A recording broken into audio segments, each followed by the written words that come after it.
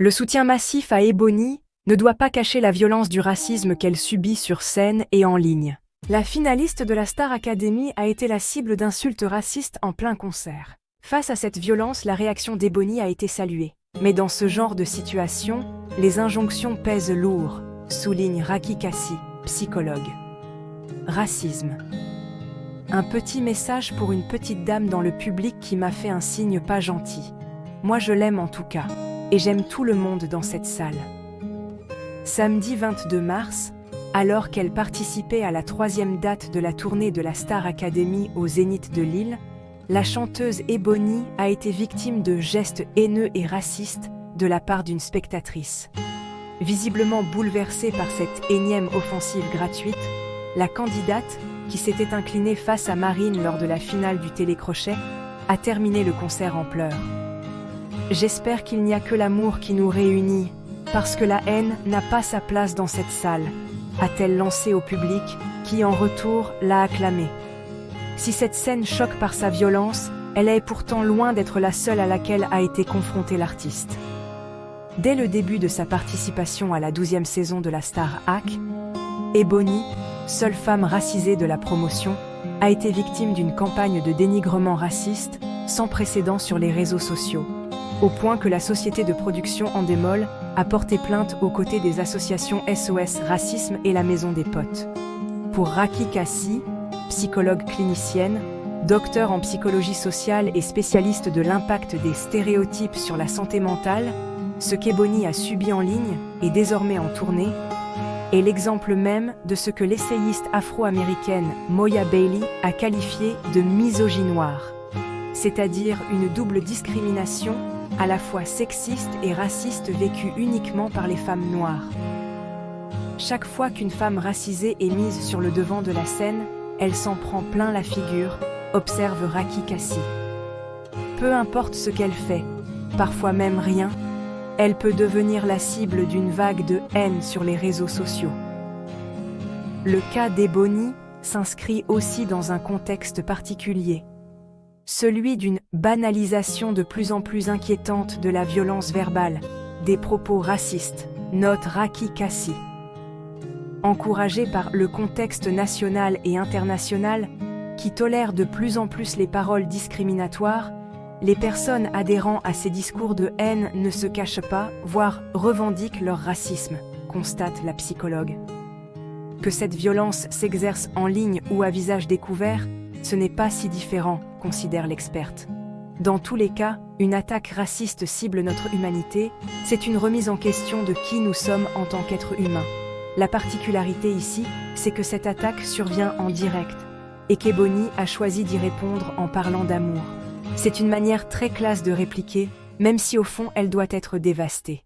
Sur les réseaux sociaux, nombreux sont les internautes à avoir pris la défense d'Ebony et à souligner sa force, sa classe et son courage, pour réussir à faire face à ces attaques tout en restant d'un calme olympien et en choisissant la voie de l'amour. Mais, s'interroge Raki Kassi, les réactions seraient-elles aussi enthousiastes si la chanteuse avait accueilli cette violence raciste en manifestant légitimement de la colère ou de l'indignation? Ebony a choisi la voie de la douceur, avance la psychologue. Mais si elle avait réagi différemment, je ne suis pas sûre non plus qu'elle aurait reçu autant de soutien.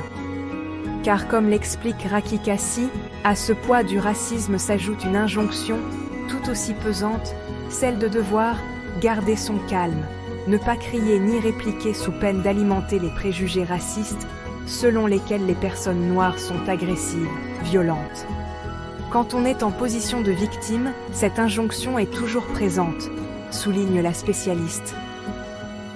Elle participe pleinement à la charge raciale, théorisée entre autres par la chercheuse française Maboula Soumaoro, et qui la définit comme la tâche épuisante d'expliquer, de traduire, de rendre intelligibles les situations violentes, discriminantes ou racistes, mais aussi de savoir comment bien y réagir pour être une bonne victime de racisme.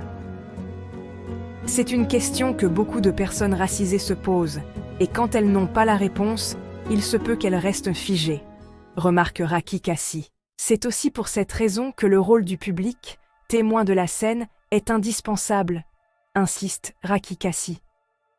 Il faut montrer son soutien et dénoncer ce comportement comme inacceptable. Parfois, la victime ne dit rien, mais ce n'est pas parce qu'elle n'est pas blessée, juste parce qu'elle est en état de sidération. Et si vous ne savez pas comment réagir, le mieux est de poser directement la question à la personne concernée. En quoi puis-je t'aider ? Détaille la psychologue, qui s'interroge aussi sur la responsabilité de la production et réclame des sanctions plus lourdes.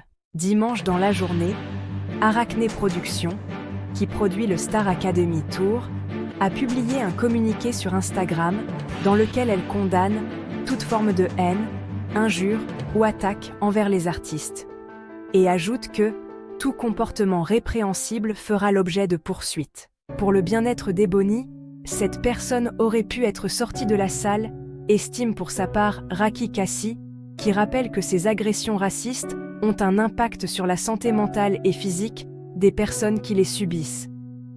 Cela occasionne une perte de confiance en soi, une hypervigilance, du stress, de l'anxiété, parfois jusqu'à la dépression.